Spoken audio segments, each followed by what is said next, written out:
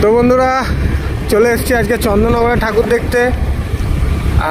গাড়ি নিয়ে বেরিয়েছি, যদিও গাড়ি হয়তো সামনে আটকে দেবে। এই হচ্ছে চন্দননগরের ঠাকুর। আমরা প্রবেশ করছি ধীরে ধীরে চন্দননগরের দিকে। আর এটা হচ্ছে একদম প্রথম ঠাকুর চন্দননগরের। এই যে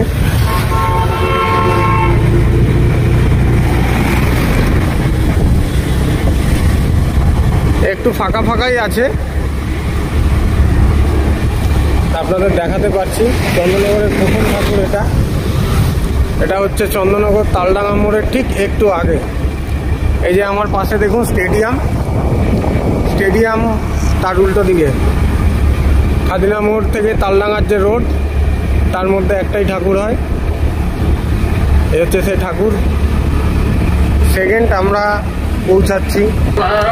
তো বন্ধুরা এই হচ্ছে চন্দননগর, এই যে তালডাঙ্গা মোড়ের প্রথম ঠাকুর, মানে এটা দ্বিতীয় ঠাকুর ওদিক থেকে আসতে গেলে। আমরা বেরিয়েছি, এবার ধীরে ধীরে আমরা যাব, এগোবো, আপনাদের আরও ঠাকুর দেখাচ্ছি। তো বন্ধুরা এই হচ্ছে 3 নম্বর ঠাকুর, দেখতে পাচ্ছেন মণ্ডপটা। আর এটা হচ্ছে চন্দননগর এই বড় পঞ্চানন তলা। খুব সুন্দর হয়েছে ঠাকুর, আসো।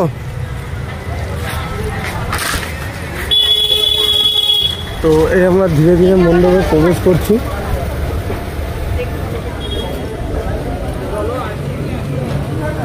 আসছে মানুষ। বাহ, ভিতরের কারুকার্য দেখুন, সুন্দর কারুকার্য। আর এই হচ্ছে মায়ের মুখ।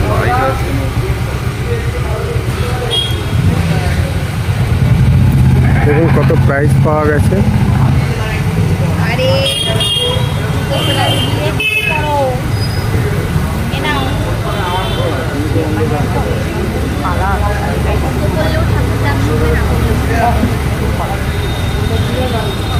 আর ওপরে দেখুন খুব সুন্দর কাজ করা, জরির কাজ। তো খুব ভালোই হয়েছে। এই আমরা বেরোচ্ছি রোডের দিকে।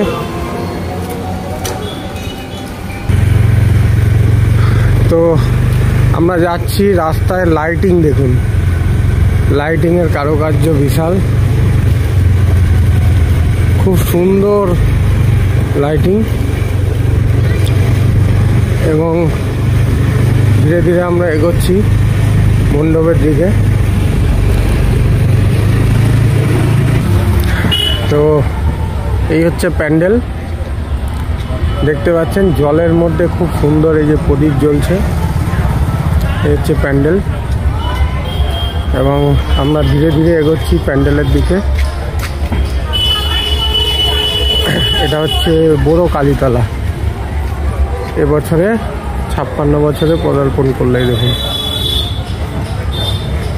তো আমরা এগোচ্ছি প্যান্ডেলের দিকে। এই হচ্ছে মায়ের মূর্তি। আলোর এতটাই আর মা পুরো সাদা, তো সাদা সিঙ্গার করা, বলো ফোকাস করতে পারছে না ক্যামেরা। হ্যালো হ্যালো, মায়ের মুখটাই ফোকাস করতে পারছে না। এবার হয়েছে। আপনাদের একটু অসুবিধা হলো দেখতে, কারণ পুরো সাদা বেশে তো মায়ের মুখটাই ফোকাস হচ্ছিল না। ওকে ফ্রেন্ডস, সঙ্গে থাকুন। তো বন্ধুরা দেখতে পাচ্ছেন এই হচ্ছে বিদ্যালঙ্কা মোড়, আর এই হচ্ছে বিদ্যালঙ্কার ঠাকুর।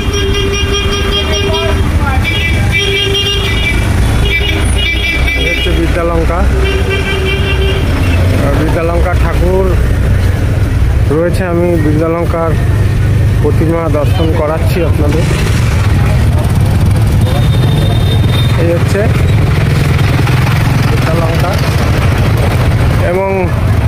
ম্যাক্সিমাম ঠাকুরের শ্বাস তো সাদা, চট করে আসে না ক্যামেরায়। দেখুন মুখটা দেখে নিন মায়ের, খুব সুন্দর।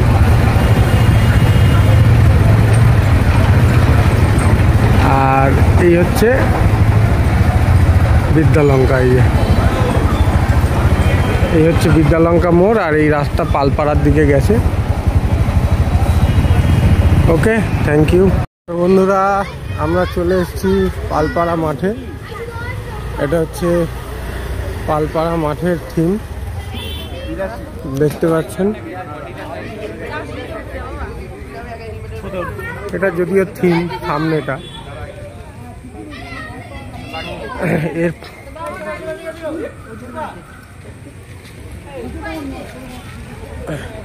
তো এই থিমের পাশ থেকে আমরা ঢুকে যাব মণ্ডপের দিকে। এই আমরা মণ্ডপে ঢুকছি।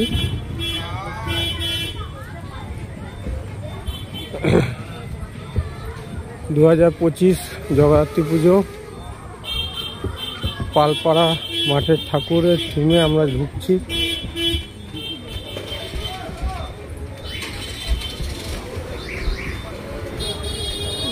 বাহ, ভালো ভালো মেসেজ দিয়েছে।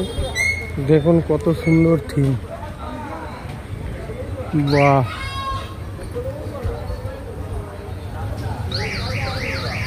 এখানে পরীরা রয়েছে।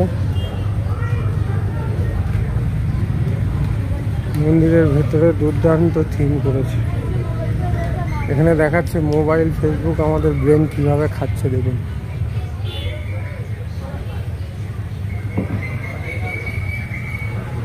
আর এই হচ্ছে মায়ের মুখ, অসাধারণ অসাধারণ।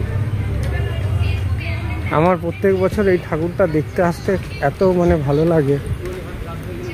এনাদের থিম প্লাস ঠাকুর দুটোই খুব সুন্দর হয়। এই হচ্ছে পালপাড়া মায়ের মুখটা, দেখুন কি সুন্দর।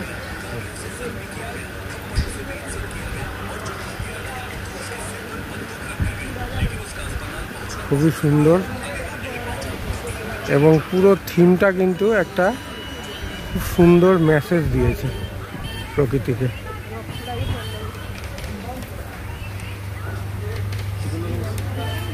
পুরো থিমটা একটা সুন্দর মেসেজ। ভিড় এড়ানোর জন্য এখানে সিকিউরিটির ব্যবস্থা রয়েছে। আবার দেখুন এসিও লাগানো রয়েছে, আর ভেতরটা গরম হবে, মানুষের জন্য কষ্ট না হয়। থিমগুলো খুব সুন্দর করে। এইটা আমার খুব ভালো লাগে, চন্দননগরের মধ্যে এটা খুব ভালো লাগে। তোকে বন্ধুরা সঙ্গে থাকুন।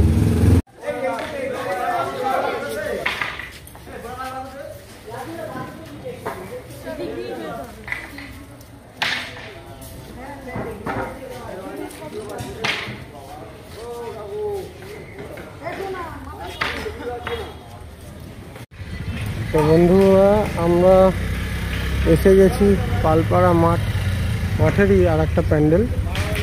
এখানে করেছে পুরনো বাড়ি, দেখতে পাচ্ছেন তাজমহলের মতো। এটা কিন্তু অ্যাকচুয়ালি